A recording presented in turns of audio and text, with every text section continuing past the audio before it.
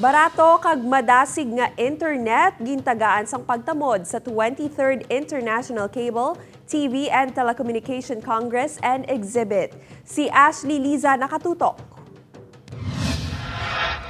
Ang importansya sang digitalization lakip na ang barato kag madasig nga internet service sa Pungsod ang ginhatagan sang pagtamod ni President Bongbong Marcos sa iyang speech sa 23rd International Cable, TV and Telecommunication Congress and Exhibit. We cannot do business without good internet coverage. We cannot trade with other countries without good internet and without good telecommunications.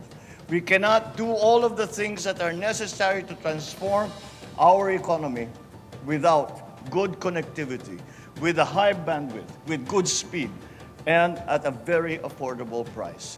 Ganit nagalaom ini nga makabulig diri ang cable kag telecom sector para sa plano nga digitalization sa Pungsod. Sunod sa Federation of International Cable TV and Telecommunications Association of the Philippines o CONFICTAP, nagaisa sila sa ini nga plano. We would like to be able to provide affordable internet connectivity to our greater nationwide population from the 2nd to 6th class municipalities.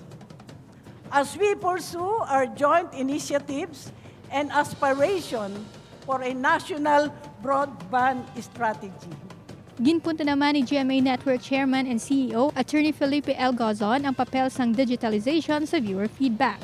It is important for us to listen, predict significant developments in technology, identify opportunities that could substantially influence consumer habits, and be swift to iterate and pivot our programs for the viewers. Thanks to digital, internet-based services, we receive specific and real-time feedback.